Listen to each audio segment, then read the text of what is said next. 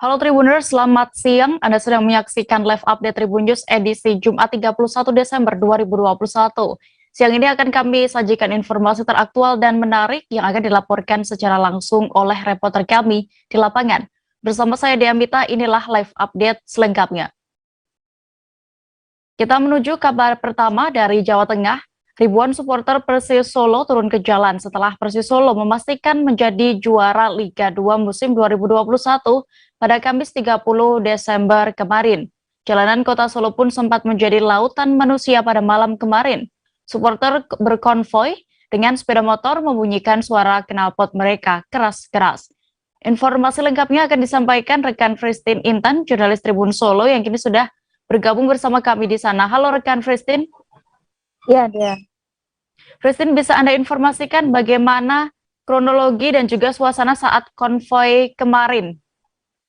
Baik, terima kasih dia. Memang pada kemarin tanggal 30 Desember 2021 memang menjadi tanggal yang sangat bahagia bagi supporter Persis Solo karena pada dasarnya Persis Solo ditetapkan di juara Liga 2 Indonesia pada tadi malam, dan memang para ribuan supporter melakukan konvoi di area kawasan kota Solo, baik itu dari luar kota Solo yang juga datang ke kota Solo dan memberlakukan ataupun melakukan konvoi dengan arak-arakan menggunakan knalpot, drone, sepeda motor, dan juga ada juga yang menggunakan mobil dengan knalpot drone juga. Dan dari pantauan di lapangan pada malam itu juga para supporter melakukan arak-arakan dengan menggunakan bendera bertulisan Persis Solo, melakukan yel-yel dan juga melemparkan ataupun membunyikan petasan, dan itu membuat suasana di kota Solo menjadi sangat tahun baru yang lebih dulu seperti itu dia. Dan memang pantauan di lapangan juga di beberapa titik, salah satunya di perempatan Ngarsopuro kota Solo menjadi titik kumpul salah satu supporter Persis Solo yang melakukan aksinya. Dan dari pantauan di lapangan juga para supporter ini adanya oknum supporter yang melempari pihak keamanan kepolisian untuk melakukan pengamanan, sehingga para kepolisian melakukan penembakan gas air mata kepada supporter, sehingga saat dilakukan penembakan gas air mata ini para supporter melakukan mencerai-berai dan langsung pergi ke beberapa titik jalan di kota Solo. Dan memang saat malam itu juga sekitar pukul 11 hingga pukul 2 dini hari tadi, memang para supporter masih berkeliaran di kota Solo walaupun sudah dilakukannya penguraian dari pihak kepolisian. Ya. Iya. Lalu, Christine, apakah ada komentar dari Wali Kota Solo Gibran Rakabuming Raka terkait ini? Baik ya, memang dari Wali Kota Solo Gibran Rakabuming Raka setelah dilakukannya uh, uh, pertemuan di Balai Kota Solo tadi memang mengatakan bahwa sangat mengapresiasi para pemain Persis Solo karena sudah mengantarkan Persis Solo menjadi juara Liga 2 Indonesia pada malam hari itu. Dan memang Gibran juga mengaku kecewa ataupun dengan para supporter yang masih melakukan konvoi meskipun sudah dilakukannya penghimbauan dan juga sudah dilakukannya penindakan dari pihak kepolisian untuk menutup jalan yang ada di Jalan Slamet Riyadi dan Adi Sucipto. Namun semua itu tetap dilakukan para supporter dengan melakukan pemubaran dan beberapa dilakukannya melakukan aksinya untuk melakukan konvoi itu sendiri. Dan dari Wali Kota Solo juga mengatakan bakal menegur atau memarahi Kaisang karena sudah melakukan konvoi juga di area stadion yang ada di Pakansari dan juga hotel yang dia tinggali saat Persis Solo menang itu sendiri. Sehingga dari Wali Kota Solo juga mengaku merasa kejadian ini tidak boleh terulang lagi. Nantinya akan menjadi konsekuensi para supporter dan warga Kota Solo tidak bisa menonton langsung di stadion saat gelaran Liga 1 mendatang. Selain itu dari Kapolresta Solo juga mengatakan saat dilakukannya penembakan gas air mata ini juga dari pihak kepolisian juga mengaku dilakukannya pelemparan kembang api ataupun yang diarahkan ke pihak kepolisian sehingga kepolisian melakukan tindakan itu sendiri. Dan dari keterangannya juga pihak kepolisian sudah melakukan penyekatan di area kota-kota Solo, baik itu di area perbatasan Sukoharjo, Karanganyar, Boyolali. Namun karena banyaknya ribuan supporter ini masih banyak supporter yang bisa masuk ke area Kota Solo, salah satunya yang ada di Ngarsopuro ini. Ya.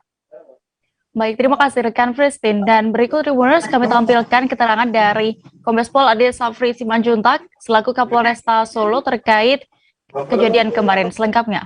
Malam ini terkait dengan pasca gelaran final Liga 2 antara Persis Solo versus The Rans Cilegon, sesuai prediksi bahwa telah terjadi pawai ataupun arak-arakan konvoy yang sifatnya merayakan kemenangan. Dan ini sudah kita himbau kepada warga masyarakat. Kita masih berada di tengah situasi pandemi Corona saat ini, juga dihadapkan dengan varian baru Omicron, sehingga dan itu juga linear dengan Inmendagri nomor 66 tahun 2021 yang mengatur terkait dengan pencegahan maupun penanggulangan COVID-19 di periodisasi Nataru. Jadi semua bentuk arak-arakan, konvoy maupun kegiatan-kegiatan yang berpotensi menimbulkan kerumunan, karena kerumunan itu rentan terhadap penyebaran virus COVID secara masif, kita sudah lakukan himbauan, mulai preemptif, preventif sudah kita lakukan. Namun yang terjadi di lapangan adalah yang pertama terjadi kerumunan-kerumunan yang melanggar prokes. Kerumunan-kerumunan yang melanggar prokes hampir dapat dipastikan semua tidak menggunakan masker, berkerumun, dan terpaksa kita harus bubarkan. Yang kemudian yang kedua juga kami temukan beberapa botol miras dan yang mabuk gitu ya dan berkendara melaksanakan konvoy di sepanjang jalan Kota Surakarta. Kemudian yang ketiga, kelompok massa ini juga sempat melempari petugas dengan petasan. Jadi membunyikan petasan di beberapa titik di sepanjang jalan KFC dan beberapa titik lainnya, dan juga sempat melempar petugas.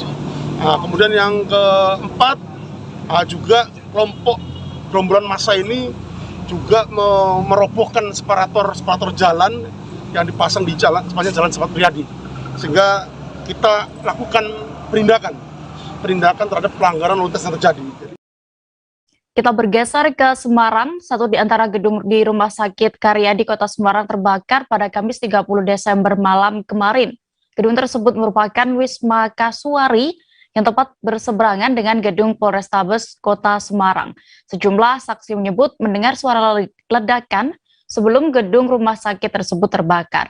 Detail informasinya akan disampaikan oleh wartawan Tribun Jateng, rekan Budi Santoso yang akan melaporkan bagaimana kondisi terkini di sana. Halo rekan Budi. Halo Dia. Budi, bisa Anda informasikan terlebih dahulu bagaimana awalnya atau kronologi terjadinya kebakaran yang melanda RSUP Karyadi Kota Semarang? Ya, dari keterangan warga sendiri, warga sekitar RSUP kepulan asap sekitar pukul, dari info awal tersebut, warga sendiri tidak menyadari bahwa itu adalah kebakaran yang melanda salah satu gedung atau Wisma Kasuari yang ada di RSUP Karyadi. Tapi setelah mendengar ledakan keras dan disertai runtunan ledakan yang tidak begitu keras, warga melihat api yang berkorbar di Wisma Kasuari. Jadi api tersebut dilihat oleh warga sekitar, dan warga mengetahui adanya kebakaran yang melanda di salah satu gedung di komplek RSUP Karyadi. Seperti itu, Dea. Iya, lalu apakah ada informasi terkait sumber ledakan tersebut bagaimana untuk saat ini, dan juga adakah pasien yang harus dievakuasi pasca terjadinya kebakaran tersebut? Saat kejadian, ketika itu sore, ada beberapa pasien dengan total, kalau dari laporan dari para relawan, ada 31 pasien yang dievakuasi. Tetapi ketika malam hari dan seluruh data dikumpulkan, terdapat 51 pasien yang dievakuasi untuk segera meninggalkan lokasi yang tidak berjauhan dengan gedung Kasuari tersebut. Begitu dia. Ya, sampai saat ini apakah pelayanan di RSUP Karyadi Semarang masih berjalan? Terkait pelayanan sendiri, Gubernur Jateng Ganjar Pranowo juga sudah memastikan, karena setelah kejadian Gubernur Jateng juga mendatangi lokasi dan memastikan bahwa pelayanan di RSUP Karyadi tetap berjalan secara baik, karena lokasi kebakaran atau Wisma Kasuari sendiri berada di ujung dan terpisah dari gedung utama. Seperti itu dia. Baik, Tribuners, terkait kejadian kebakaran ini, rekan jurnalis kami Budi sudah melakukan wawancara bersama Gubernur Jawa Tengah Ganjar Pranowo. Berikut keterangan lengkapnya kami tampilkan. Kapolres sudah mengawal dari tadi, alhamdulillah responnya cepat, Pemkot juga membantu cepat, pemadaman cepat, dan untuk publik biar tidak terlalu banyak spekulasi. Ini antara yang dipakai untuk pasien dengan gedungnya tidak jadi satu gitu, terpisah gitu. Dan seluruhnya sudah dievakuasi. Berapa total pasien yang dievakuasi? 50. Sore tadi masih 31 yang dilaporkan ke saya, dan sudah ada 50 kurang lebih, dan pindahnya jauh ya Bu ya, ke sana. Ya, jadi jauh, jadi jaraknya bisa dilihat karena tadi banyak media juga bertanya kepada saya, dan relatif cepat lah nanti bantuan TNI Polri juga sudah disiapkan pemadam. Ya mudah-mudahan baik. Hasilnya baik kan Bu ya? Artinya nggak ada yang terkena dan sebagainya kan? Jadi hanya peralatan aja ya sana ya? MRI. Korban nggak ada ya? Nggak ada. Ya, insya Allah lah besok biar penyelidik polisian untuk bisa tindak lanjut. Tapi makanya ini kan Rumah Sakit Karyadi sebagai salah satu rumah sakit besar di Jakarta. Dan ini merupakan instalasi onkologi. Ya. Kemudian operasional bagaimana Pak? Ya, saya kira nggak akan keganggu. Sudah Bu Dirut. Ya, terganggu toh Bu? Ya, karena gedung instalasi onkologinya sebenarnya tidak terdampak. Tidak terdampak, jadi cuma alat MRI aja ya. Tapi juga memiliki alat MRI yang lain. Yang lain, banyak ini alatnya. Jadi ketika tidak masuk pada yang main buildingnya yang juga merawat pasien itu, insya Allah perawatan lancar-lancar saja dan tidak terganggu.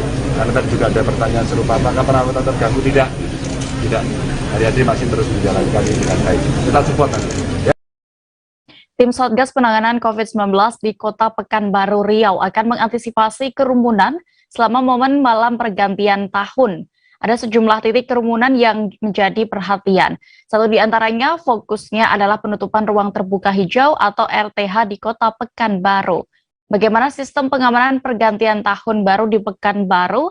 Reporter kami dari Tribun Pekanbaru, Fernando Sikumbang, akan menyampaikan informasi lengkapnya untuk Anda. Halo rekan Fernando. Halo Dea, selamat siang Dea. Selamat siang, Fernando. Seperti apa pengawasan dan pencegahan kerumunan yang akan dilakukan Satgas saat malam pergantian tahun, khususnya di Pekanbaru? Oke Dea, terima kasih. Untuk pengamanan Satgas di Pekanbaru, Dea, Satpol PP bersama aparat gabungan nantinya bakal melakukan patroli dan juga melakukan pengawasan stasioner di sejumlah pospam bersama aparat gabungan Dea pada malam tahun baru ini. Mereka juga bersiaga di sejumlah titik ruang terbuka hijau dan juga pusat keramaian yang ada di Kota Pekanbaru Dea. Apalagi untuk per hari ini hingga tanggal 1 Januari 2022 nanti bakal dilakukan penutupan terhadap dua ruang terbuka hijau yang ada di Kota Pekanbaru, yaitu ruang terbuka hijau Kacamayang dan juga ruang terbuka hijau di Ahmad Yani, ya, di Tunjuk Ajar Integritas Kota Pekanbaru. Begitu dia. Ya, lalu berapa banyak informasinya personel yang akan dilibatkan untuk pengawasan malam tahun baru kali ini?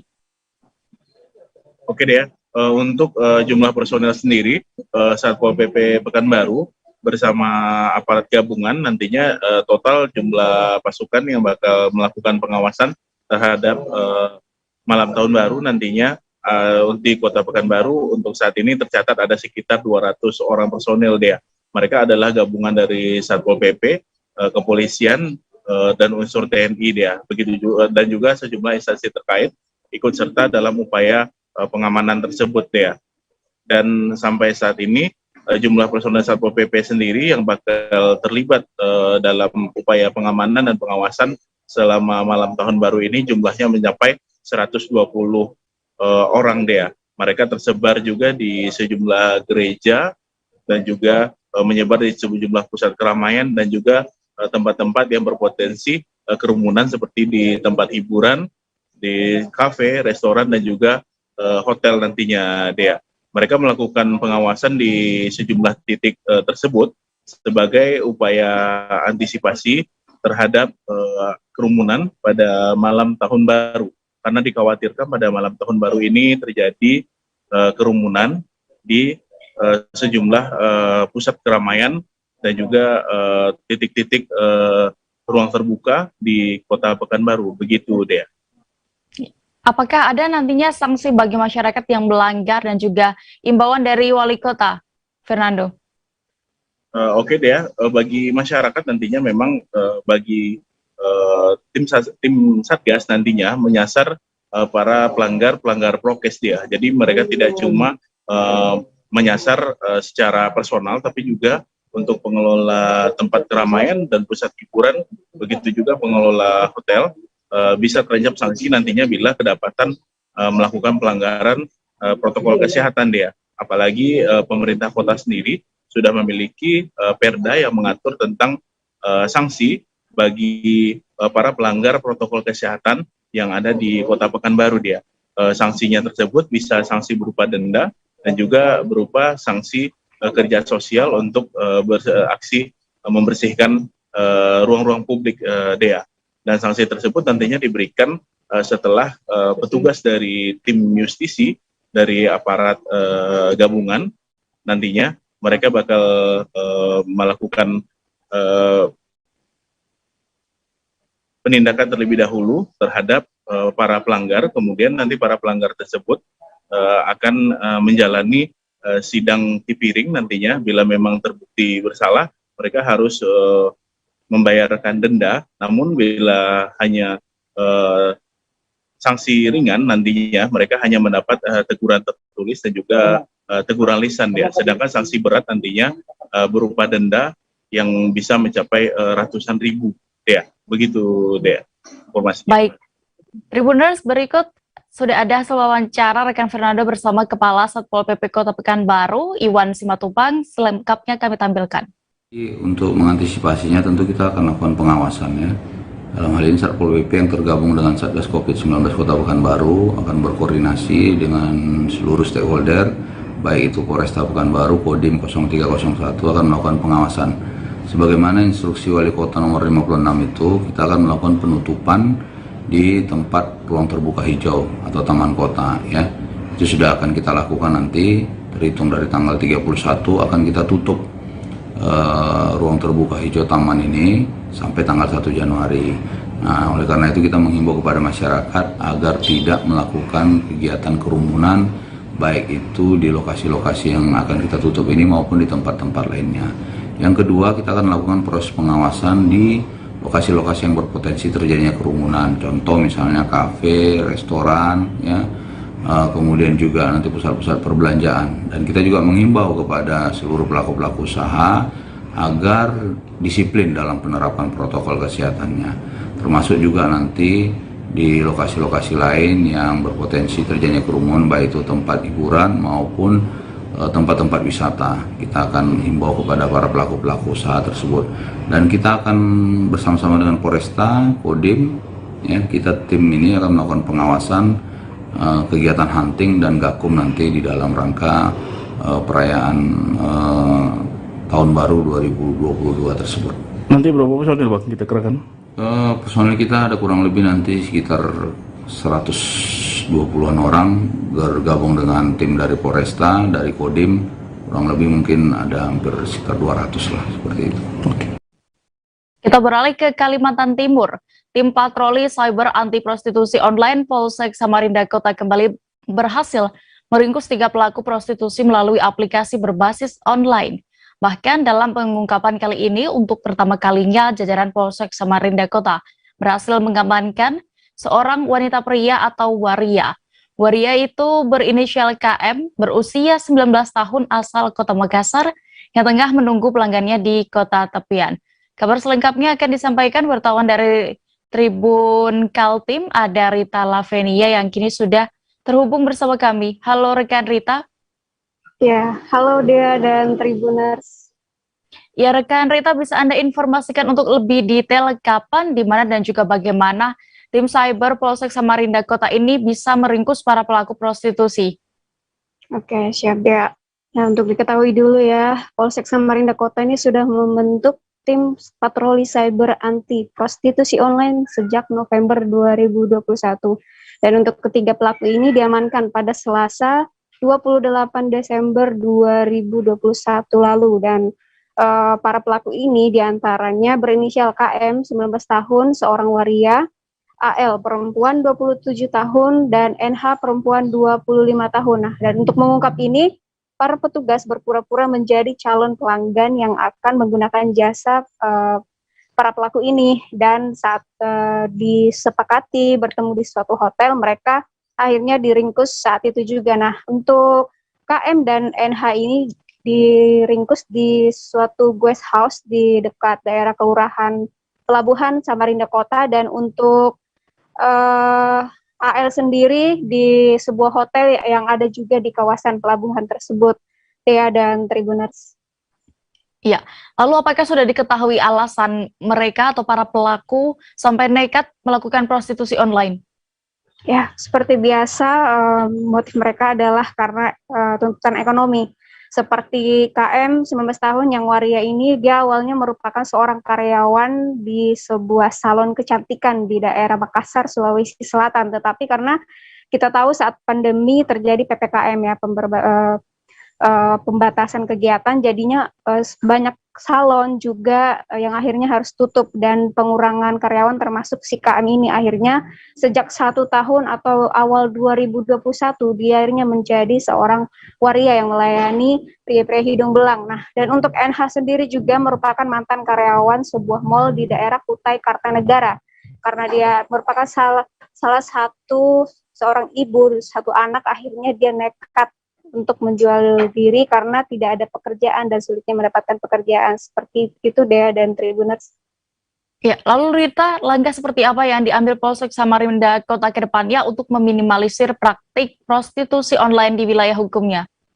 Oke, nah, Kapolsek Samarinda Kota AKP Kreato Sonite Hegulo mengatakan bahwa tim cyber mereka akan terus aktif ya, tidak menunggu, tidak mesti ada suatu kegiatan atau apapun itu, mereka akan selalu aktif untuk berpatroli di setiap aplikasi-aplikasi online yang kemungkinan dijadikan tempat transaksi prostitusi online ini, Dea dan Tribuners. Nah, dan untuk membuat mereka ini jera atau tidak kembali lagi melakukan perbuatan yang tidak baik, Polsek Samarinda Kota menggandeng UPTD Pemberdayaan Perempuan dan Perlindungan Anak Kota Samarinda untuk memberikan penyuluhan rehabilitasi kepada para pelaku ini.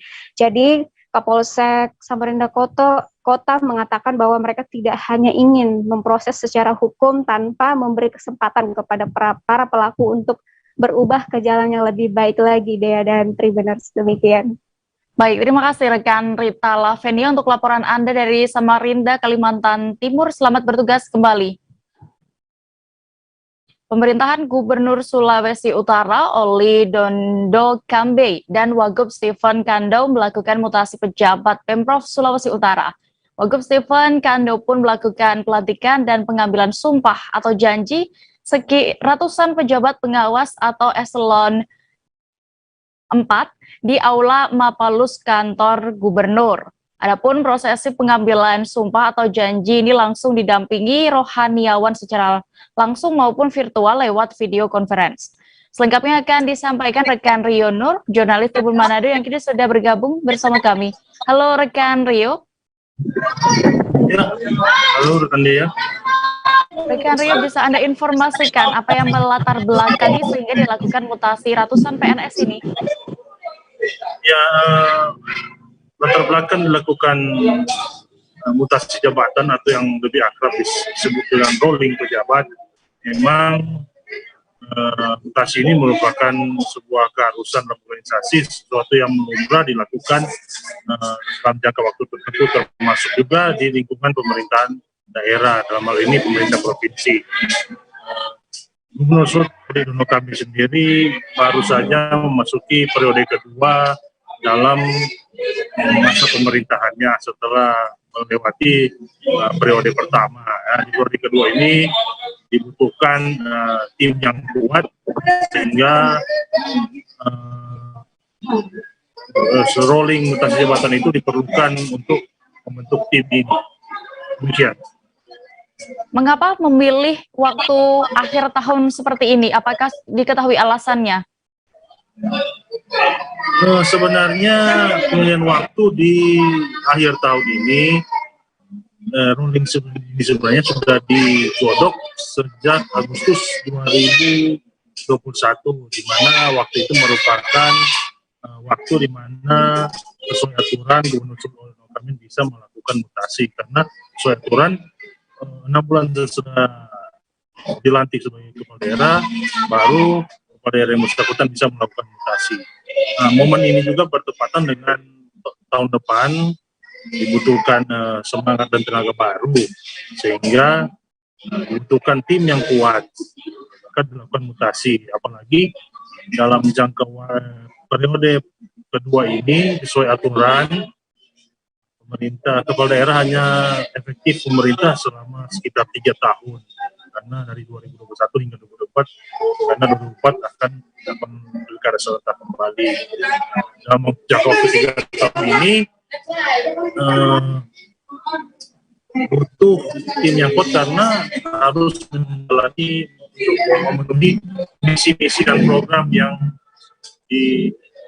disiapkan oleh kepala daerah. Baik. Dan terakhir, Rio, bagaimana atau pesan dari gubernur pada PNS yang dimutasi ini? Ya, pesan dari gubernur sendiri dalam pelantikan yang diwakilkan oleh Wakil Gubernur Sulawesi Tenggara, bahwa para pejabat yang sudah mendapat kepercayaan agar bisa menjawab kepercayaan ini dengan kinerja. Apalagi momen tahun baru akan dinilai kinerjanya nanti oleh pemimpin, agar terutama untuk mencapai target-target visi dan misi program yang sudah ditetapkan oleh kepala daerah. Dan itu disampaikan juga bahwa PNS itu harus mengimprove terus kemampuan dan skill mereka dengan sekolah-sekolah, dengan pelatihan-pelatihan yang disiapkan oleh pemerintah, karena memang saat ini perkembangan global juga sudah cukup membutuhkan skill-skill yang baru yang harus diimprove, bagi berkaitan dengan industri 4.0, mana PNS juga diminta untuk menyesuaikan dengan perubahan yang ada. Baik, terima kasih rekan Rio Nur untuk laporan Anda dari Manado. Selamat bertugas kembali. Tribuners, seusai jeda berikut kami masih akan menghadirkan informasi pilihan lainnya. Jangan kemana-mana, tetaplah di Live Update. Oke, apa kabar Bang Arif di sini untuk strateginya? Ya, kalau saya sendiri di Gimik 37 ini yang semalam baru mulai, saya udah sebenarnya aku nggak ngerasa itu penangkapan atau penggerebegan atau apapun itu, karena gitu posisinya kriteria. Jadi kita mengenal disebut dengan stroke yang tidak berdarah dengan stroke yang berdarah. Stroke yang tidak berdarah itu biasanya ditandai dengan adanya penyumbatan. Kalau itu penyumbatan di sini mungkin pikirnya tidak ke situ kali ya, tapi kalau di Korea atau di Kamboja itu ada beberapa paper yang saya itu mas, ya dulunya tukang koran. Oh gitu ya, tukang koran. Ya saya baca ya Pak. Tuh kan pernah baca kan? Ya. Jadi kalau saya jadi tanggal itu udah bersyukur banget. Si anak ini dijadikan sebagai tersangka begitu. Ya kalau ini kita bicara yang di luar kasus Kedungombo ya. Dengan nama hujan shower, di mana terdapat batas jelas antara daerah hujan dan tidak hujan yang biasanya terjadi pada fase awal master stage atau tahap berbahaya itu Kang. Jadi mulai artinya terjadinya perlembekan. Nah itu untuk penetrasi akan sulit gitu ya. Dok saya ini menurut saya memang tidak mudah, bukan urusan tanah diambil. Kalau misalnya Amerika Serikat sekarang, Rasulullah mengatakan dalam sebuah hadis bahwa berpuasa di 6 hari Syawal itu. Oke, apa kabar Bang Arif di sini untuk strateginya? Kalau saya sendiri di Gimik 37 ini yang semalam baru mulai, saya udah sebenarnya Sebenarnya aku nggak ngerasa itu penangkapan atau penggerebekan atau apapun itu. Karena gini loh, posisinya aku kriteria. Jadi kita mengenal disebut dengan stroke yang tidak berdarah dengan stroke yang berdarah. Stroke yang tidak berdarah itu biasanya ditandai dengan adanya penyumbatan. Kalau itu terjadi di sini mungkin pikirnya tidak ke situ kali ya, tapi kalau di Korea atau di Kamboja itu ada beberapa paper yang saya itu mas, ya dulunya tukang koran. Oh gitu ya. Tukang koran. Ya saya baca itu Pak. Tuh kan pernah baca kan? Ya. Jadi kalau saya jadi pangdam itu udah bersyukur banget. Si anak ini dijadikan sebagai tersangka begitu. Ya kalau ini kita bicara yang di luar kasus Situbondo ya. Dengan nama hujan shower, di mana terdapat batas jelas antara daerah hujan dan tidak hujan yang biasanya terjadi pada fase awal mature stage atau tahap Berbahaya dewasa. itu Kang. Jadi mulai artinya terjadinya perlembekan. Nah itu untuk penetrasi akan sulit gitu ya. Dok, saya ini menurut saya memang tidak mudah, bukan urusan tanah diambil. Kalau misalnya Amerika Serikat sekarang, Rasulullah mengatakan dalam sebuah hadis bahwa berpuasa di 6 hari Syawal itu. Oke, apa kabar Bang Arif di sini untuk strateginya? Kalau saya sendiri di Jumip 37 ini yang semalam baru mulai, saya udah pas. Sebenarnya aku nggak ngerasa itu penangkapan atau penggerebekan atau apapun itu. Karena gini loh, posisinya aku kriteria. Jadi kita mengenal disebut dengan stroke yang tidak berdarah dengan stroke yang berdarah. Stroke yang tidak berdarah itu biasanya ditandai dengan adanya penyumbatan. Kalau itu terjadi di sini mungkin pikirnya tidak ke situ kali ya, tapi kalau di Korea atau di Kamboja itu ada beberapa paper yang saya itu mas, ya dulunya tukang koran. Oh gitu ya. Tukang koran. Ya saya baca itu Pak. Tuh kan pernah baca kan? Jadi kalau saya jadi pangdam itu udah bersyukur banget. Si anak ini dijadikan sebagai tersangka begitu. Ya kalau ini kita bicara yang di luar kasus Situbondo ya. Dengan nama hujan shower, di mana terdapat batas jelas antara daerah hujan dan tidak hujan yang biasanya terjadi pada fase awal mature stage atau tahap Berbahaya dewasa. itu Kang. Jadi mulai artinya terjadinya. Kembali di live update Tribun News, kita menuju informasi berikutnya. Menteri Sosial Tri Risma hari ini mengunjungi rumah anak penderita hidrosefalus bernama Bayu Ardiansyah. Bayu tinggal di Kampung Nangleng, Desa Depok, Kecamatan Darangdan, Purwakarta, Jawa Barat. Dalam kesempatan itu, Risma menyempatkan berkomunikasi dengan Bayu dan orang tuanya. Informasi lengkapnya dan bagaimana suasana saat kunjungan Mensos Risma akan disampaikan oleh Fahdi Fahlevi, wartawan Tribun News yang kini sudah tersambung bersama kami. Halo rekan Fahdi. Halo Dea. Fahdi, silakan dengan laporan Anda dan juga informasi yang sudah didapatkan bisa dilaporkan bagaimana kondisi kesehatan Bayu saat ini. Iya Dea, kemarin Menteri Sosial Tri Risma hari ini mengunjungi Bayu di Purwakarta di kediamannya. Kondisi kesehatan Bayu menderita hidrosefalus sejak lahir dan saat ini hanya tinggal bersama orang tuanya. Orang tua Bayu juga mengalami kesulitan ekonomi untuk biaya transportasi kontrol ke rumah sakit. Sementara itu juga untuk asupan nutrisi, Bayu hanya bisa minum susu dan makan makanan bayi. Selain itu, sejauh ini Bayu sudah menjalani 6 kali operasi dan sudah terpasang Vivisan untuk mengurangi cairan di otaknya. Begitu Dea. Iya, berarti sejauh ini upaya klinis seperti apa yang sudah dilakukan untuk membantu Bayu? Ya, dalam kunjungannya Risma mengatakan saat ini prioritas untuk Bayu adalah pemberian tindakan medis segera. Menurut Risma, semakin cepat tindakan medis, maka semakin besar kemungkinan Bayu akan sembuh. Tim medis sudah dikerahkan dari RSUD Purwakarta dan selain itu Kemensos juga menerjunkan pekerja sosial Peksos dari balai-balai Kemensos untuk melakukan terapi terhadap Bayu. Namun selama ini Bayu diupayakan untuk agar bisa mengkonsumsi makanan lain selain bubur merah. Begitu dia. Ya, rekan Fahdi, selain bantuan secara klinis ini, apakah ada juga upaya pemberian bantuan sosial dari Kemensos kepada keluarga Bayu? Ya, kemarin Risma mengatakan dirinya berjanji akan memberikan bantuan berbentuk program Keluarga Harapan atau PKH dari Kemensos. Selain itu juga kemarin bantuan diberikan terhadap Bayu, yaitu bantuan secara simbolis senilai 23 juta, yang bantuan itu berasal dari Balai Tanmiat berupa bantuan kewirausahaan senilai 7 juta, dan dari Balai Budi Dharma sebesar 16 juta.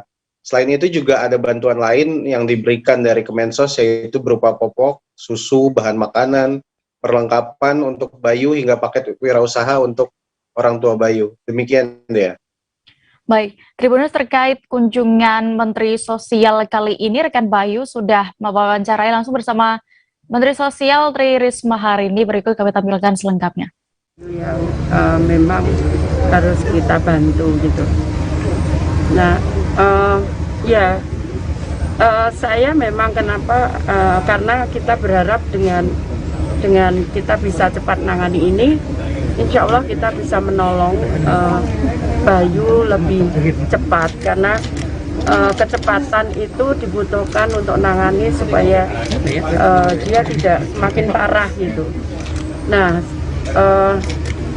sebetulnya kalau lihat dari motoriknya mungkin kita bisa Bayu akan lebih baik penanganannya. Jadi ini kita udah komunikasi dengan dokter akan melakukan terapi beberapa, karena tadi yang saya sampaikan, kalau kita sudah tahu kemudian kita akan bisa lakukan treatment. Contohnya misalkan kenapa dia salah satu fisiknya agak terganggu karena memang asupannya kurang gitu, karena ada gangguan di leher, kekakuan ini. Saya bisa masuk program PKH nggak, kakek neneknya gitu? Oh, kalau itu sudah ya, kalau itu gampang itu ya, kalau itu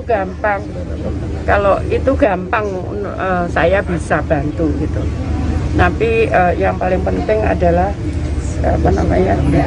si Bayu itu bisa tertolong, karena itu penting supaya dia akan minimal tidak membebani orang tua dan kakek-kakeknya.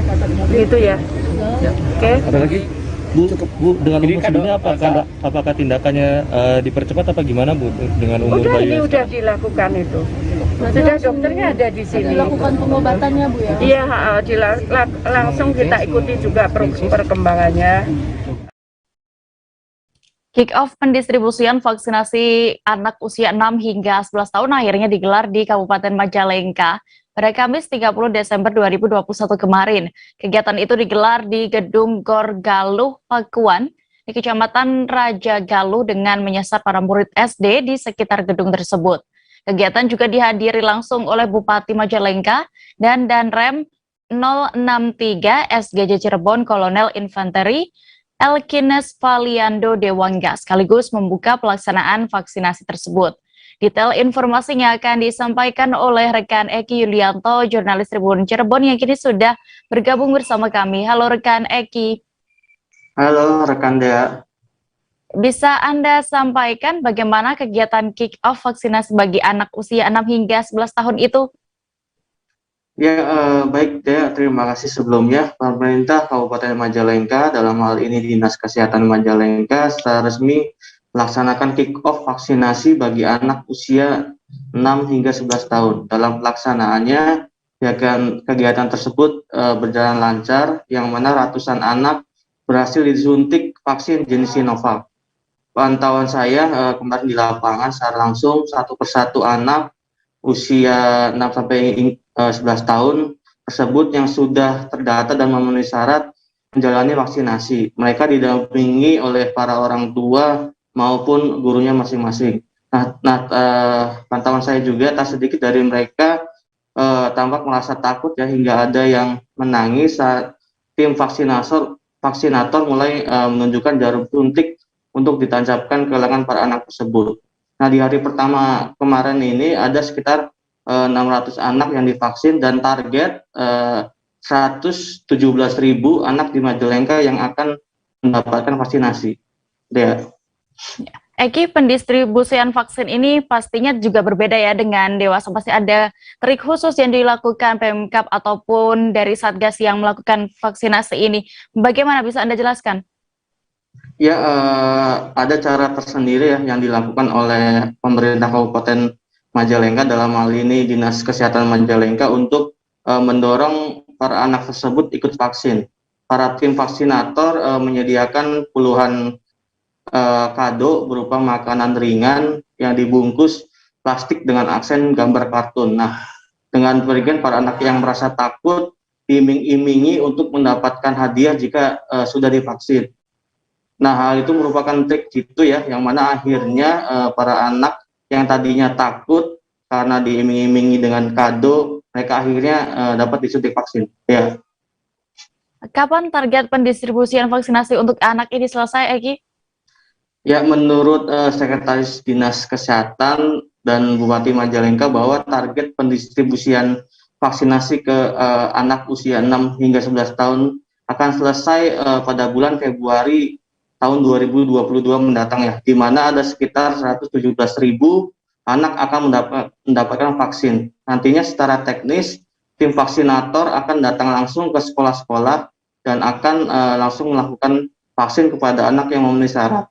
Untuk mencapai target itu, Dinas Kesehatan telah berkoordinasi dengan Dinas Pendidikan dan Kemenak Majalengka.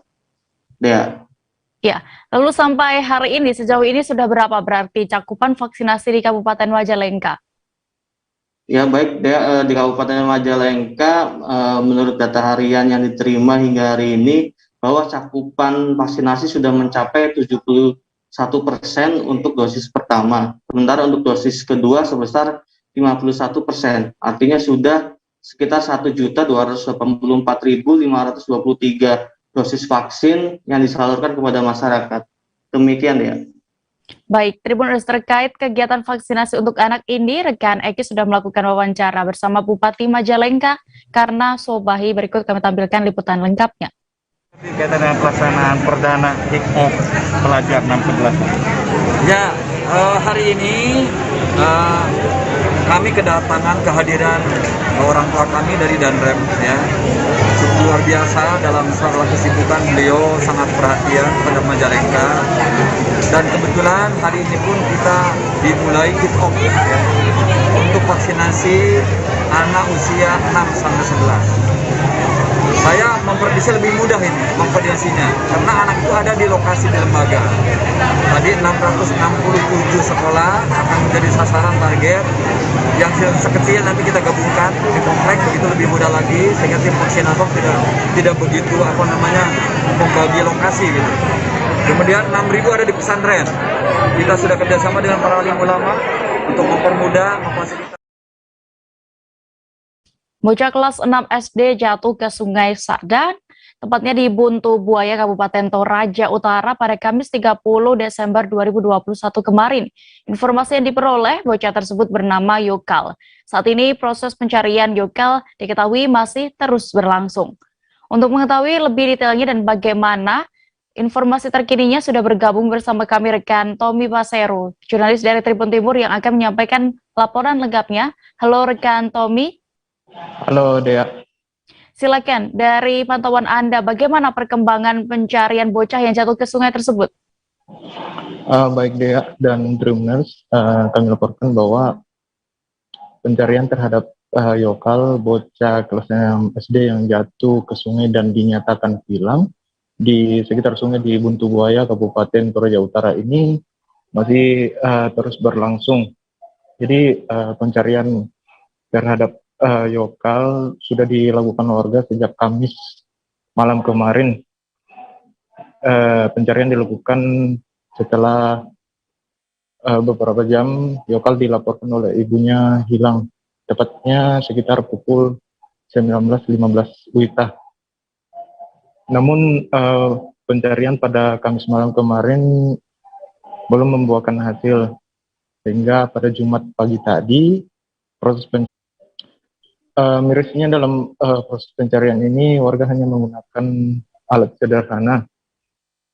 Pantauan kami belum ada petugas terkait baik dari tim SAR dan petugas BPBD yang berada di lokasi untuk melakukan proses pencarian. Jadi untuk saat ini Dea dan Tribuners, proses pencarian terhadap yokal di sungai ini masih dilakukan dan diupayakan oleh warga setempat. Seperti itu. Ya. Tommy, bisa Anda informasikan kembali untuk kronologi korban jatuh ke sungai dan dinyatakan hilang ini bagaimana? Baik, jadi sekitar pukul 16.30 WITA Kamis sore kemarin, yokal bersama ibunya membersihkan di pinggir sungai. Namun setelah ibunya beristirahat, ia meminta yokal juga untuk beristirahat. Namun yokal merasa masih harus menyelesaikan pekerjaannya tersebut. Setelah 2 jam ditinggal oleh ibunya pun merasa curiga karena yokal tak kunjung kembali ke rumah. Ia pun kembali mengecek lokasi sebelumnya tempat ia dan anaknya ini membersihkan. Namun di lokasi tersebut ia sudah tidak menemukan yokal, yang ada ia hanya menemukan sebuah parang yang digunakan oleh yokal membersihkan. Di sekitar lokasi pembersihan itu, ibu yokal melihat sebuah bekas atau ia memastikan bahwa yokal ini jatuh ke dalam sungai. Ia pun segera melapor ke tetangganya, yang selanjutnya warga melakukan pencarian di sekitar lokasi sungai tempat yokal jatuh. Seperti itu, Dea. Baik, terima kasih rekan Tommy Pasero untuk laporan Anda. Selamat bertugas kembali. Kita beralih ke Kepulauan Riau. Petugas PLN Rayon Tanjung Batu, Kecamatan Kundur Barat, tewas tersengat listrik saat melakukan perbaikan jaringan. Berdasarkan informasi yang didapat, korban tewas dalam kondisi menggantung di tiang listrik. Dalam video yang beredar, percikan api juga terlihat jelas menghantam tubuh korban. Kabar selengkapnya akan disampaikan reporter Tribun Batam, ada Yeni Hartarti yang kini sudah bergabung bersama kami. Halo rekan Yeni.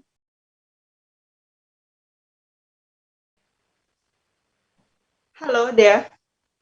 Rekan Yeni, bisa Anda informasikan bagaimana awal tewasnya satu petugas PLN Rayon Tanjung Batu, Kabupaten Karimun saat memperbaiki jaringan listrik ini? Baik, Dea. Adapun kronologinya bermula pada Kamis 30 Desember 2021 sekitar pukul 13.00 waktu Indonesia Barat, di mana ada petugas, 4 orang petugas sebenarnya, PLN Rayon Tanjung Batu, Kecamatan Kundur Barat sedang melakukan perbaikan instalasi listrik yang berada di Desa Prayon, Kecamatan Kundur Barat. Nah, tepatnya perbaikan listrik tersebut di perumahan PT Timah. Nah, adapun dari 4 petugas PLN Rayon Tanjung Batu tersebut, 3 diantaranya berada di trafo bagian bawah, sementara 1 yakni korban yang melakukan perbaikan di bagian atas tiang listrik. Nah, sementara itu naasnya tersebut pun setelah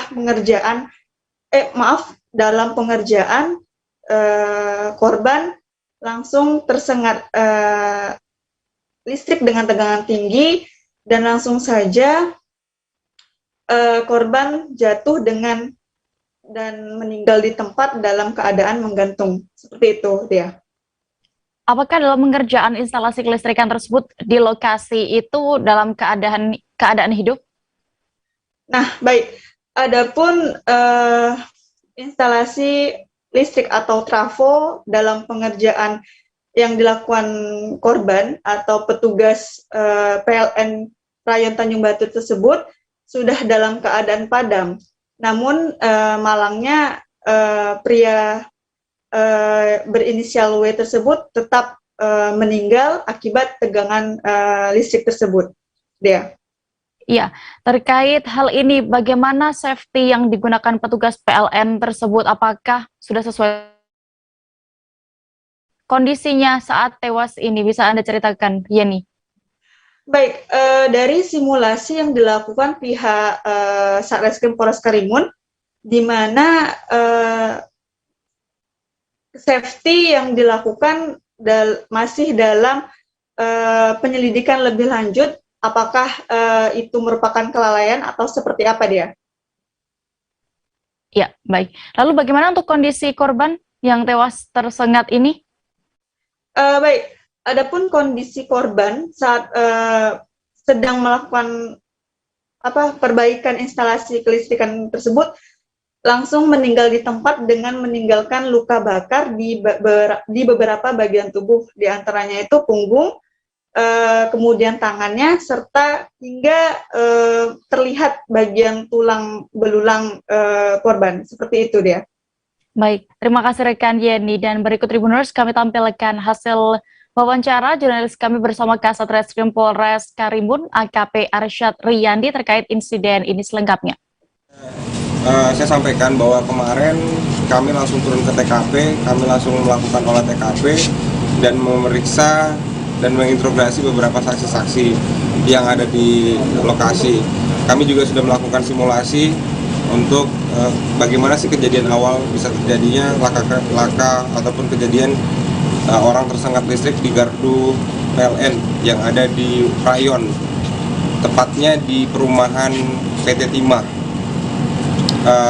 Kemarin memang dapat saya pastikan ada satu orang yang meninggal dunia, inisialnya W, umur 36 tahun, yang bersangkutan merupakan karyawan Subkon yang ditugaskan untuk memperbaiki instalasi ataupun pianlik pelayanan listrik kelistrikan yang ada di PLN. Penyebabnya saat ini masih kita lakukan investigasi. Dan nanti akan kita ekspos setelah kita mendapatkan secara keseluruhan apa sebabnya. Kita ada mengambil keterangan dari pihak PLN. Kemarin untuk di TKP sudah saya berkomunikasi kepala PLN yang ada di Tanjung Batu, kemudian ada 3 orang saksi yang bersama-sama dalam hal melakukan perbaikan instalasi tersebut selain si korban sendiri. Korban bertiga berarti waktu itu? Mereka total ada berempat. Mereka dalam satu tim itu ada berempat melakukan perbaikan listrik tersebut. 1 korban. Bang, untuk safety-nya seperti apa, Bang? Dugaan kelalaian untuk safety-nya. Safety. Gini, kalau misalnya kedugaan tersebut masih kita terlalu dini untuk menyampaikannya, karena saya masih harus bekerja keras untuk melakukan Kami akan jeda sejenak Tribuners dan kembali sesaat lagi, tetaplah di live update. Oke, apa kabar Bang Arif di sini untuk strateginya? Ya, kalau saya sendiri di Gumip 37 ini yang semalam baru mulai, Apa yang dirasakan Kapten Hitam? Sebenarnya aku nggak ngerasa itu penangkapan atau penggerbegan atau apapun itu. Karena gini loh, posisinya aku kriteria.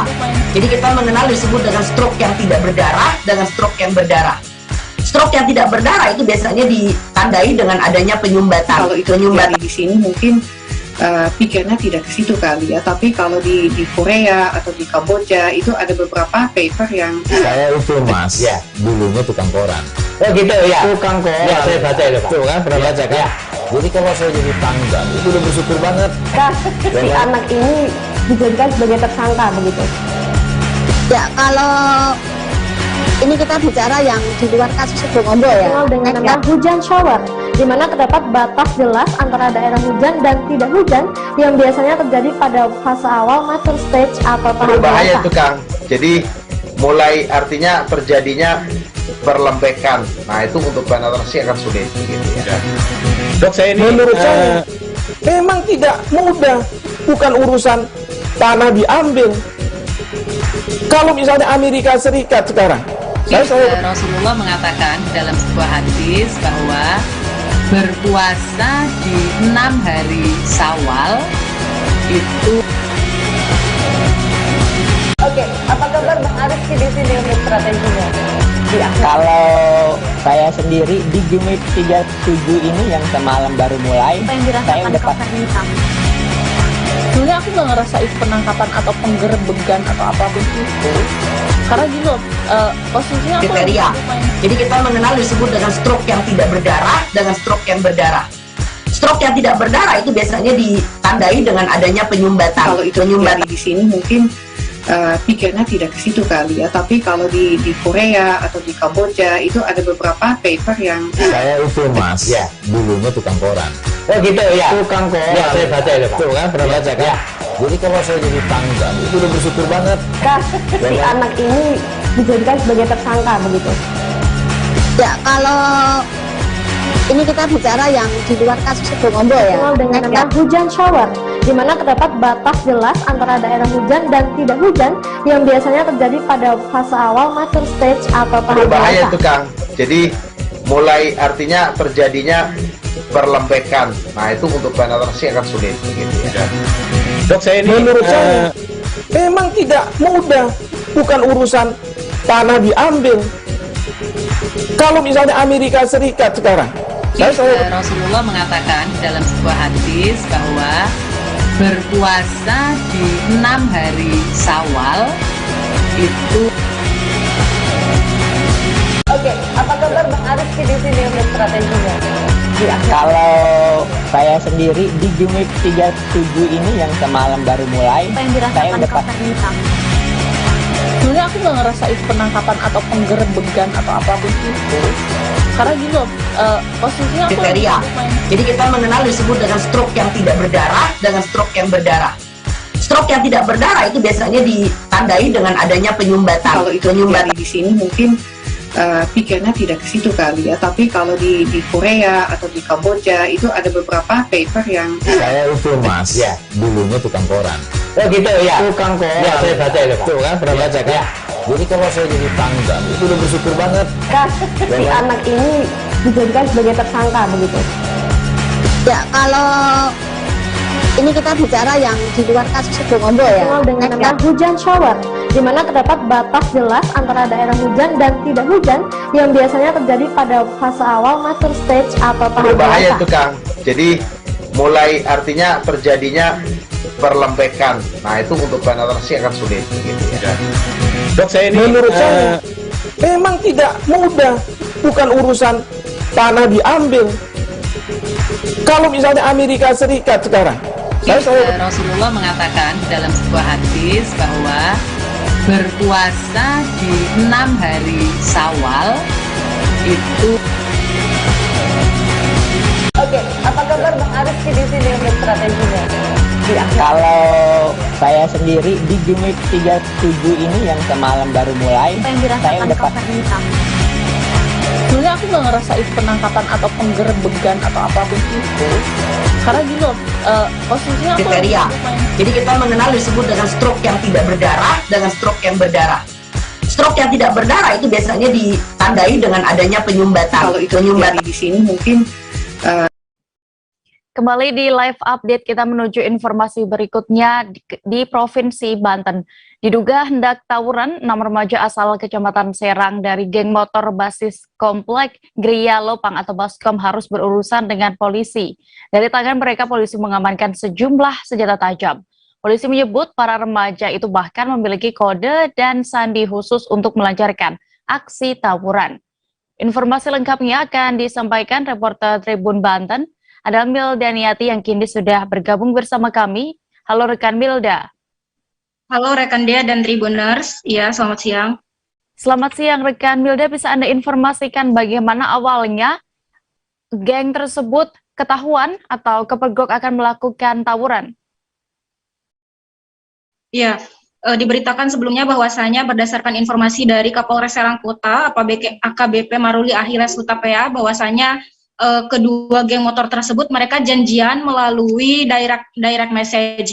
Bermula ketika dari geng motor TM dia mengirimkan direct message kepada salah seorang geng motor dari Baskom. Nah, kemudian mereka melakukan aksinya itu pada tanggal 27 Desember sekitar pukul 2 dini hari, begitu rekan Dea. Selain itu juga mereka janjian di depan SD Al-Ijah, depan pintu rel kereta api lingkungan Kebaharan, Kecamatan Serang, Kota Serang, dan saat itulah terjadi aksi tawuran begitu. Selain itu juga atas aksinya mereka juga membawa benda tajam seperti celurit, kemudian juga golok, kayu dan lain sebagainya. Begitu rekan Dea. Ya, Milda, berarti tawuran ini memang sudah sempat pecah, begitu, dan apa sebenarnya motif dua geng motor ini melakukan aksinya? Dan juga tadi sempat saya bahas sedikit terkait sandi atau kode khusus yang digunakan itu seperti apa, bisa dijelaskan? Ya, sebegitu rekan Dea, sebetulnya mereka akan melakukan aksi tawuran, namun sempat kepergok oleh warga sehingga aksinya itu berhasil dibubarkan oleh warga dan pihak kepolisian, begitu. Selain itu juga kode khusus yang mereka gunakan dalam proses tawuran itu yaitu dengan menginisialkan nama daripada geng mereka sendiri, diantaranya itu menambahkan nama geng Baskom dan juga TM, dan mereka juga mengirimkan melalui direct message gitu rekan Dea. Motif mereka melakukan aksi tawuran ini dan juga barang apa saja yang diamankan bisa diinformasikan? Ya, diduga motif dari keduanya yaitu lantaran lantaran cekcok antara kedua belah pihak. Selain itu juga barang sajam yang dibawanya untuk untuk sebagai jati diri dan juga untuk berjaga begitu rekan Dea. Selain itu juga atas aksinya tersebut pihak kepolisian rencananya ke depan akan memanggil ke orang tua mereka masing-masing begitu rekan Dea. Selain itu juga ada 6 remaja yang berhasil diamankan di rumahnya, yaitu AM, AD, FA, MAR, dan DP begitu rekan Dea. Selain itu juga pihak kepolisian masih memburu beberapa remaja yang lainnya yang mereka sempat kabur. Atas aksinya itu mereka dikenakan pasal 160 KUHP serta penggunaan sajam dan dikenakan undang-undang darurat begitu rekan Dea. Baik, terima kasih rekan Milda, dan berikut Tribuners kami tampilkan keterangan dari Kapolres Serang Kota AKBP Maruli Achilles Hutapea terkait kejadian ini selengkapnya. Sore ini Satreskrim Polres Serang Kota akan melakukan rilis terkait dengan pengungkapan adanya gerombolan bermotor yang akan melaksanakan tawuran. Ini cukup viral, di mana video tersebut kelihatan sekali dari salah satu kelompok bermotor, berandalan bermotor yang mengajak teman-temannya untuk tawuran. Setelah kita melakukan penyelidikan, kita berhasil mengungkap bahwa pelaku tersebut merupakan kelompok gerombolan bermotor yang mereka sebut Baskom dan TM. Ini viral melalui Instagram, mereka mengajak bertemu untuk melakukan tawuran. TKP ada di daerah Kabaharan. Setelah kita berhasil melakukan pengungkapan, kita mendapatkan pelaku beserta dengan barang bukti. Adapun pelaku yang sudah kita amankan semuanya masih di bawah umur 18 tahun. Kita akan menjerat pelaku dengan tindak pidana penghasutan 160 dan penggunaan sajam undang-undang darurat. Di depan ini sudah kita sajikan alat bukti yang mereka gunakan untuk tawuran. Silakan lihat. Ini celurit yang digunakan oleh pelaku, diamankan dari rumah pelaku. Kanan, kiri. Baik. Ini celurit cukup tajam, jangan dipegang, cukup tajam. Kios pedagang kaki lima atau PKL yang berada di Jalan Bukit Tinggi dan Jalan Batu Sangkar, kawasan Pasar Bambu Kuning Tanjung Karang, Bandar Lampung, ditertibkan oleh pemerintah Kota Bandar Lampung. Kios milik pedagang yang jumlahnya sekira puluhan itu dirobohkan menggunakan 2 unit alat berat. Sempat terjadi adanya perlawanan dari beberapa pedagang yang menghuni kios tersebut terhadap petugas. Detail informasinya akan disampaikan oleh rekan Sulis Setia, jurnalis Tribun Lampung yang kini sudah tersambung bersama kami di sana. Halo, Sulis. Ya, halo. Selamat siang rekan ya. Selamat siang. Bisa diinformasikan apa sebenarnya alasan pihak Pemkot Bandar Lampung terkait pembongkaran lapak-lapak PKL di kawasan Bambu Kuning ini? Ya, rekan Dea, Tribuners bisa kita laporkan mengenai penertiban di seputaran Pasar Bambu Kuning, tepatnya di Jalan Batu Sangka dan juga Bukit Tinggi itu dikarenakan dinilai cukup membuat wajah kota terlihat kumuh karena keberadaan pedagang kaki lima ini berada di ruas-ruas jalan seperti itu. Terlebih mereka membangun kios-kios tidak permanen yang menempel di bagian tembok Pasar Bambu Kuning. Nah, dengan dilakukan penertiban ini merupakan salah satu bentuk penataan wajah kota, terlebih Wali Kota Bandar Lampung Eva Duyana menilai Bandar Lampung merupakan etalasenya Lampung, menjadi ikon sehingga harus di kawasan Pasar Bambu Kuning. Terlebih berdasarkan penuturan Asisten 1 Bidang Pemerintahan dan Pembangunan Pemerintahan Kota Bandar Lampung, Soekarno Wijaya, bahwa kawasan Pasar Bambu Kuning ini nantinya ke depan akan dijadikan salah satu pusat oleh-oleh atau sentra pembelian oleh-oleh bagi masyarakat yang berkunjung di Provinsi Lampung. Demikian rekan Dea. Ya, bagaimana respons para PKL saat itu terkait pembongkaran lapak-lapak dagang mereka? Ya, sempat terjadi penolakan dari beberapa pemilik kios karena mereka merasa itu adalah jalan mereka mencari rejeki, terlebih kondisi di ruas jalan tersebut dinilai cukup strategis untuk menggelar lapak dagangan. Namun pada akhirnya mereka tidak bisa berbuat banyak, mengingat memang sebelumnya sudah dilakukan upaya persuasif dari pemerintahan Kota Bandar Lampung. Dalam momen penertiban tersebut yang berlangsung kurang lebih 2 jam, Pemkot Bandar Lampung turut menurunkan satuan polisi Pamong Praja untuk turut melakukan penertiban, termasuk aparat kepolisian dan juga TNI, sehingga pemilik kios hanya bisa pasrah melihat kios-kiosnya ini dibongkar. Totalnya ada sekitar 46 kios yang dibongkar beserta awning. Awningnya jumlahnya juga mungkin puluhan dan itu semua sudah dilakukan pembongkaran. Material kios dan awningnya pun langsung diangkut menggunakan armada dari Dinas Lingkungan Hidup. Demikian rekan Dea. Kemudian Sulis, dari pihak Pemkot Bandar Lampung sendiri, adakah solusi bagi para PKL yang lapaknya dibongkar ini? Seperti disediakan tempat baru, bagaimana? Ya, sebelumnya melalui upaya persuasif, Pemkot Bandar Lampung mengungkapkan jika para PKL ini harusnya sudah berpindah tempat berjualannya di lantai 2 Pasar Bambu Kuning, atau sebagian bisa juga di Pasar Smep. Itu lokasinya memang bersebelahan antara Pasar Smep dan juga kawasan Pasar Bambu Kuning.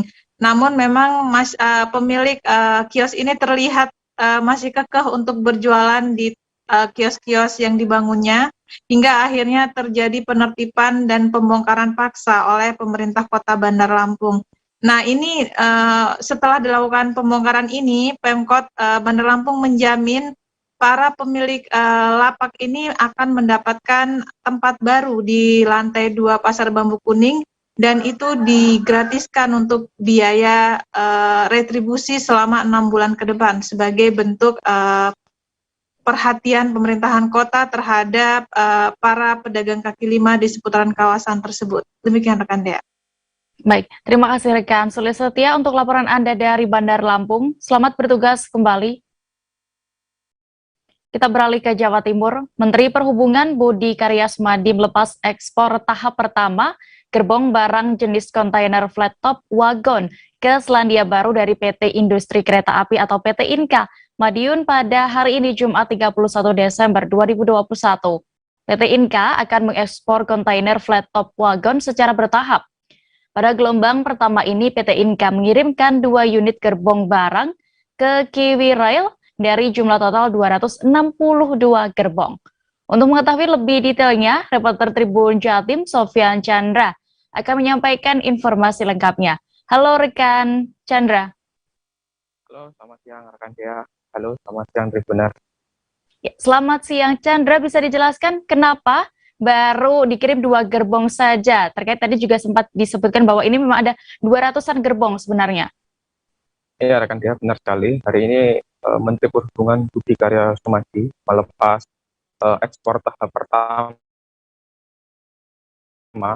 gerbong barang jenis kontainer top flat wagon ke Kiwi Rail yang merupakan salah satu BUMN Selandia Baru. Nah, hari ini baru dikirim 2 gerbong ya, yang merupakan prototipe atau purwarupa.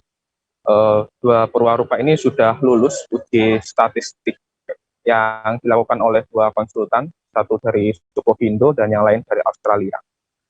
Nah, setelah lulus dari uji statistik ini akan dikirim ke Selandia Baru yang nantinya di sana akan diuji secara dinamis. Sebenarnya untuk yang di Madiun sendiri sudah jadi beberapa pekan yang lalu, namun 2 gerbong ini belum segera dikirim karena masih menunggu kapal dari Australia, dan rencananya tanggal 3 ini akan berlabuh di Pelabuhan Tanjung Priok, sehingga nanti akan dikirim dulu ke Tanjung Priok, baru akan dikirim ke Selandia Baru. Nah, setelah lolos uji dinamis di Selandia Baru, barulah nanti PT Inka akan memproduksi 260 gerbong sisanya jika memang sudah sesuai spesifikasi apa yang diinginkan oleh Kiwi Rail dari Selandia Baru. Ya. Bisa diinformasikan apa saja spesifikasi dari gerbong barang ini dan juga berapa nilai kontrak dari PT Inka dan Kiwi Rail? Ya, untuk spesifikasinya sendiri tadi kami sempat melakukan wawancara dengan Direktur Utama PT Inka, yaitu Bapak Budi Noviantoro, bahwa untuk gerbong yang dikirim ke Selandia Baru ini lebih panjang dibandingkan dengan gerbong-gerbong barang yang biasanya ada di Indonesia. Jika di Indonesia ini rata-rata gerbong barang ini panjangnya 40-50 feet, tapi kalau yang di Selandia Baru ini bisa sampai 60 feet ya.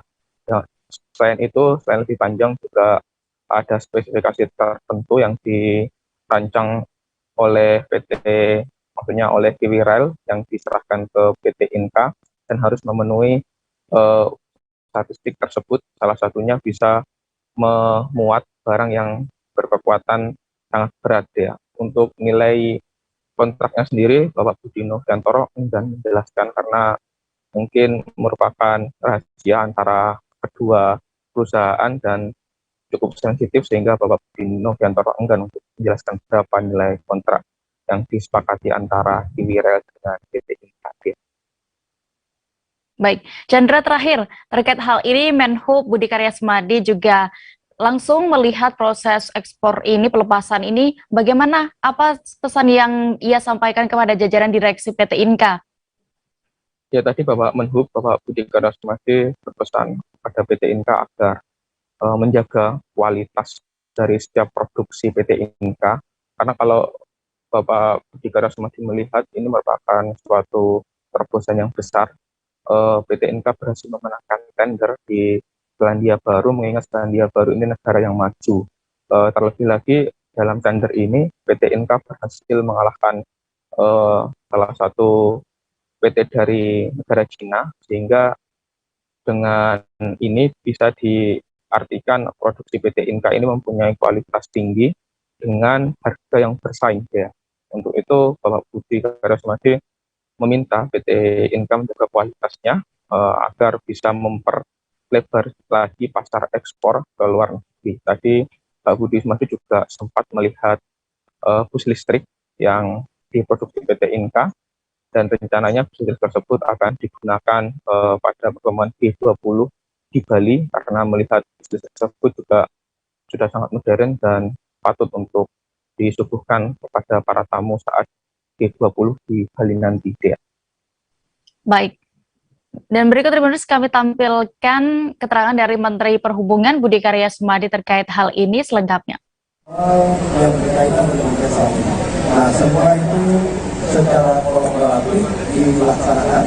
Nah, oleh karenanya terima kasih dukungannya dari Komisi 5. Terima kasih Inka, Bu Komisaris dan Pak Biro dan Pak Madiun yang memberikan keleluasaan, karena di sini tempat semuanya waktu industri yang luar biasa. Terima kasih. Wassalamualaikum warahmatullahi wabarakatuh. Assalamualaikum warahmatullahi wabarakatuh.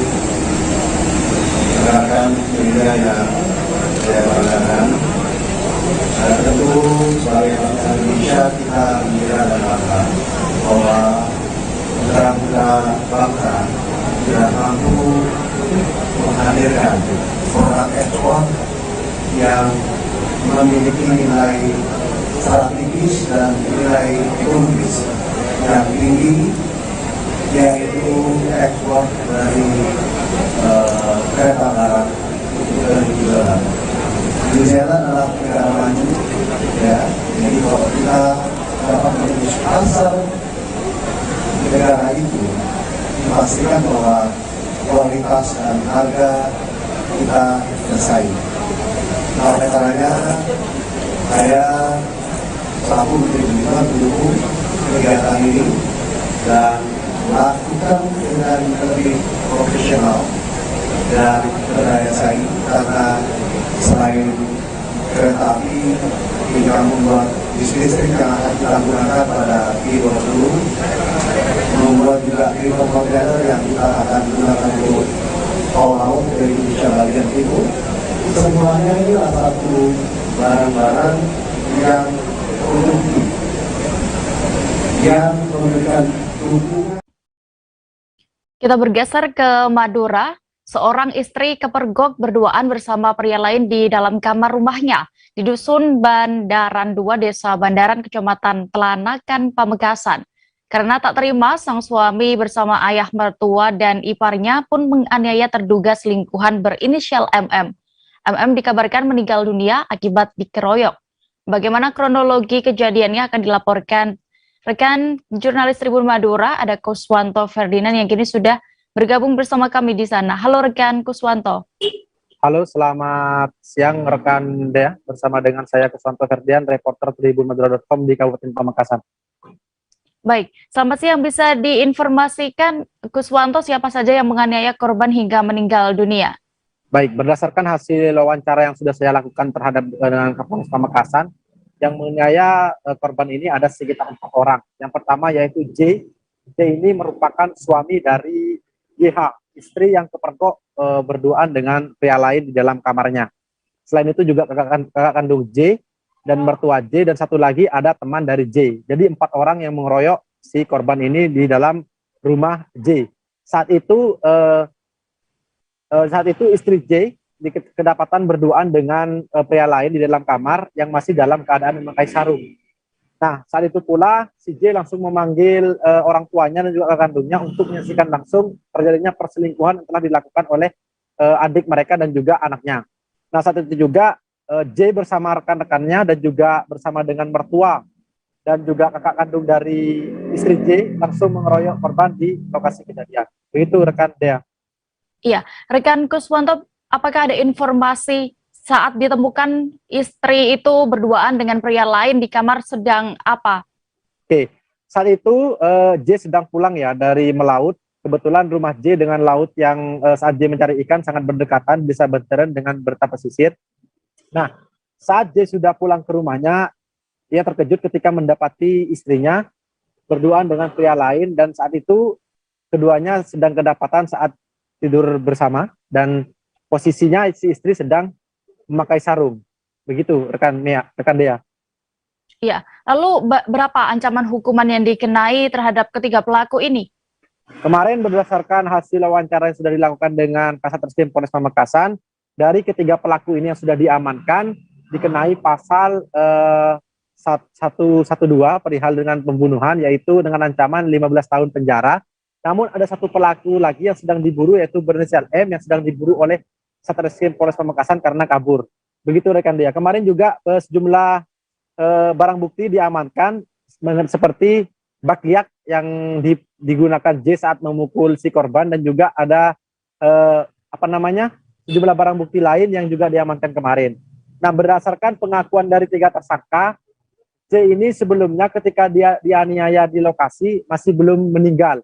Namun MM korban saat dibawa ke rumah sakit langsung meninggal dunia karena dimungkinkan ada luka dalam yang dialami di kepalanya karena kemungkinan dipukul dengan kayu pohon jambu oleh salah satu pelaku. Begitu rekan Dea. Baik, Tribuners, berikut kami tampilkan keterangan yang sudah didapat rekan Kuswanto dari Kapolres Pamekasan, AKBP Rogi Prianto, dan juga Kasat Reskrim Polres Pamekasan, AKP Tommy Prambana, terkait kasus ini selengkapnya. Adanya kejadian dari malam, di mana kejadian saudara secara bersama-sama melakukan kekerasan terhadap orang yang mengakibatkan matinya seseorang meninggal. Kurang lebih kejadian tadi malam pukul 23.00 di Kecamatan Pelahan. Kemudian dari kejadian tersebut diamankan korban ini, diamankan dibawa ke rumah sakit tadi siang sekitar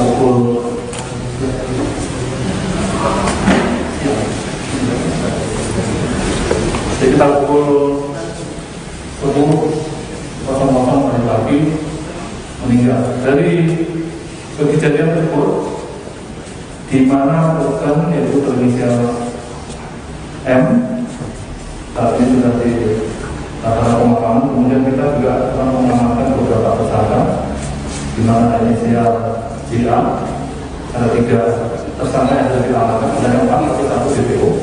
Kemudian yang kedua inisial S, kemudian yang ketiga inisial A, kemudian yang itu ada inisial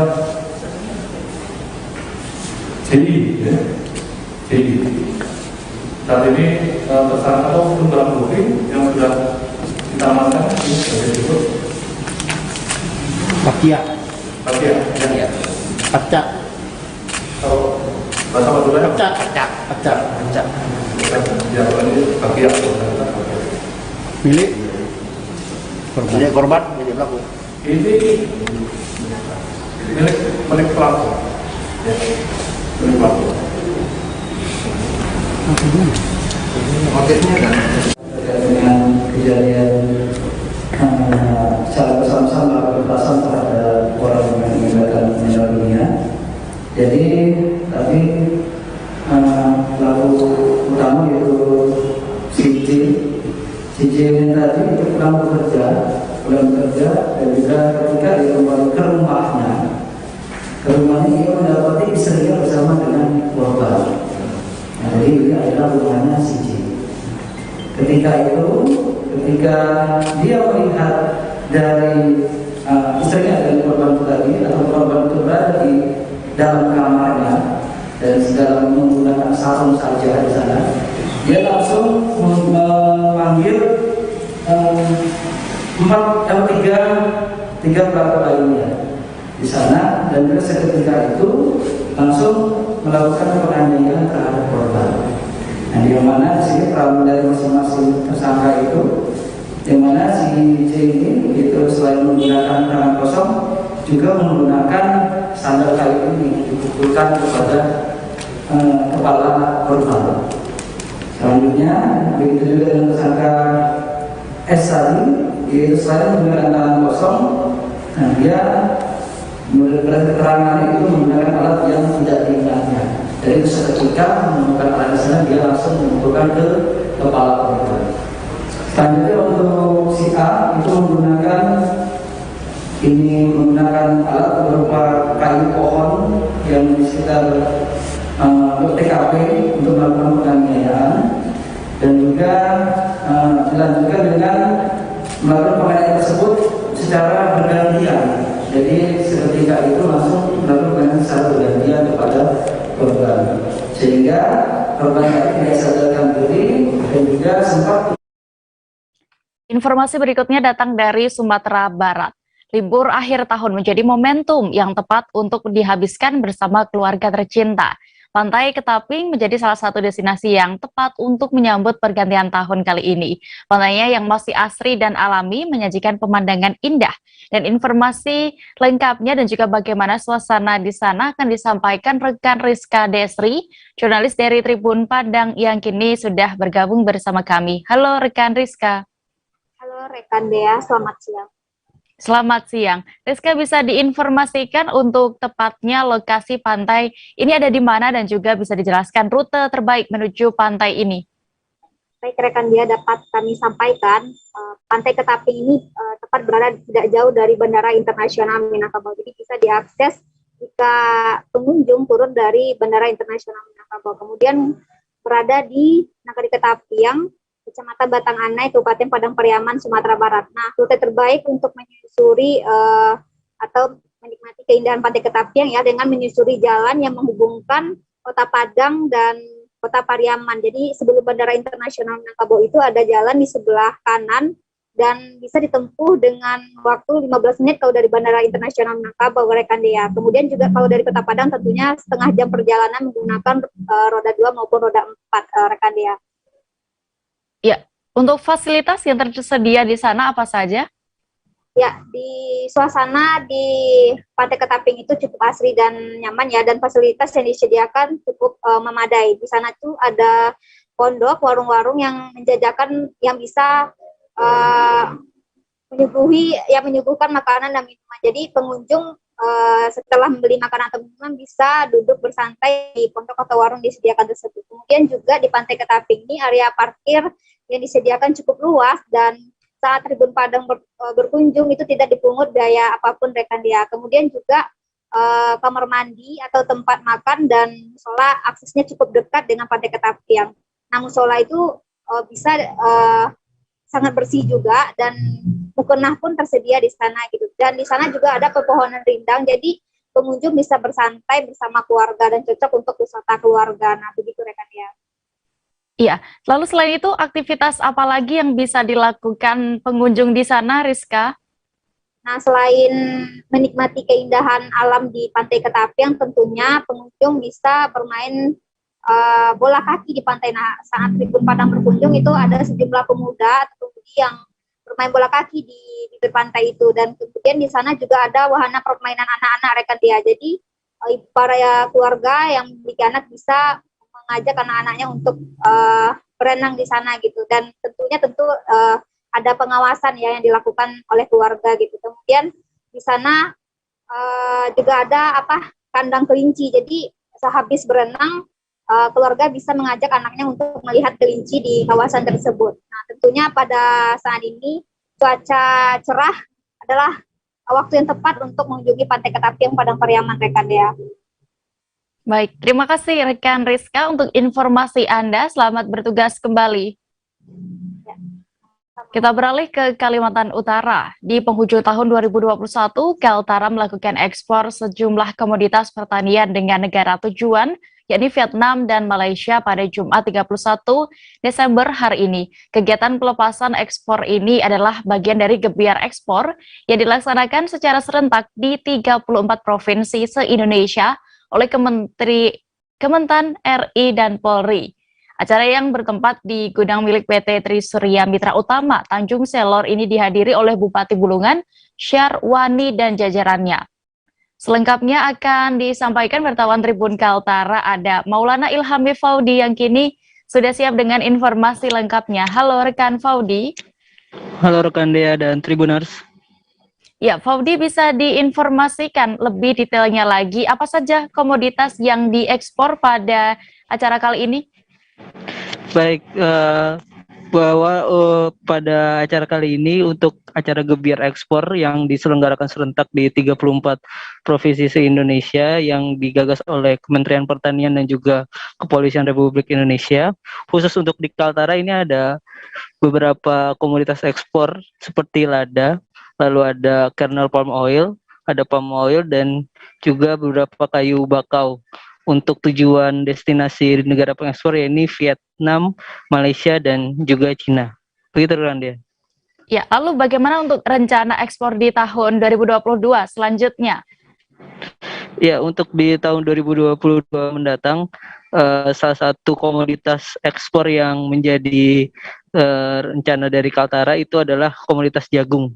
Karena dengan kondisi luas lahan di Kaltara yang masih cukup luas dan juga potensi pertanian yang memang memadai untuk ditanami jagung, maka pada tahun depan rencananya dari Pemprov dan juga beberapa pemerintah kabupaten di Kaltara akan menanam jagung dan nantinya akan ditujukan untuk komoditas ekspor seperti di Vietnam. Lalu dari pihak eksportir sendiri, dari pengusaha sendiri menyambut baik rencana dari Pemprov dan juga Pemkab yang akan secara masif gitu melakukan penanaman jagung di beberapa lokasi.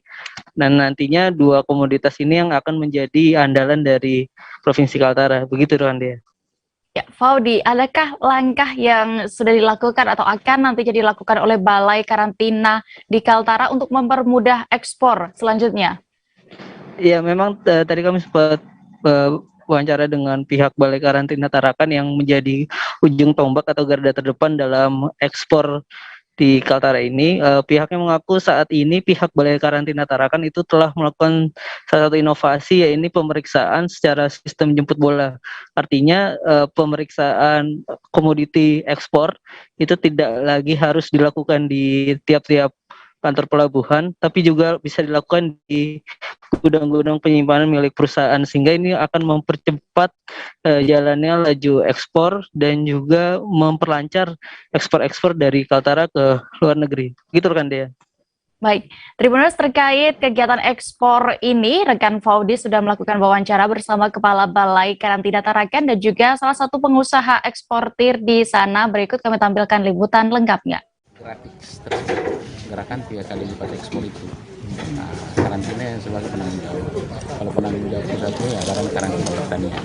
Dukungan dari karantina apa Pak untuk eksportir agar lebih lancar? Jadi kita membuat ini semua jadi lancar, kan? Tidak ada hambatan-hambatan yang ada di lapangan, ya. Di pelabuhan tidak ada hambatan-hambatan, semua kita lancar kegiatan ekspor ini.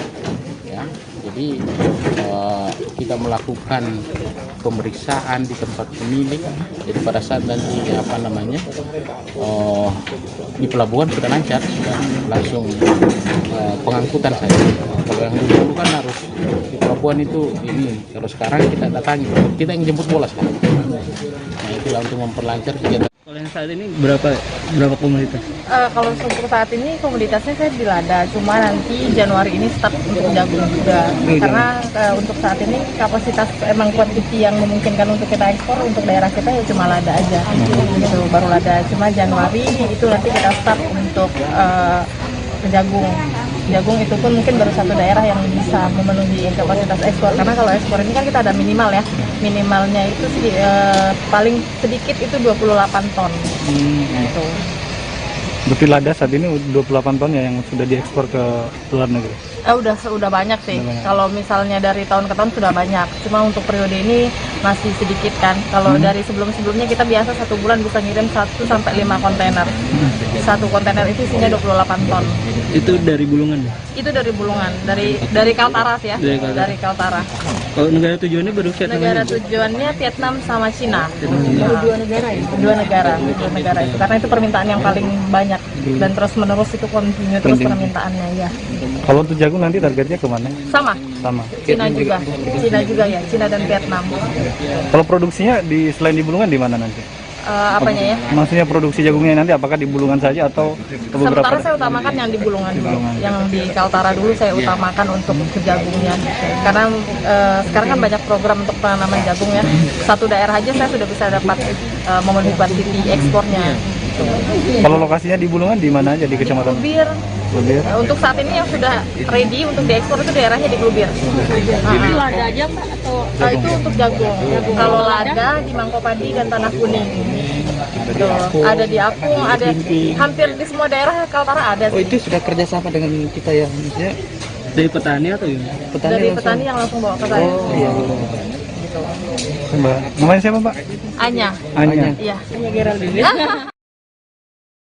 Informasi tadi sekaligus menutup perjumpaan kita dalam live update siang ini. Dan Tribuners, lantaran masih di tengah pandemi, kami sekali lagi mengingatkan Anda untuk selalu menerapkan protokol kesehatan dimanapun berada. Jangan lupa juga saksikan live update Tribun News berikutnya pukul 4 sore di seluruh kanal YouTube Tribun Network. Saya Diamita beserta kru yang bertugas pamit. Terima kasih dan sampai jumpa. Jangan lupa like, subscribe, dan share ya!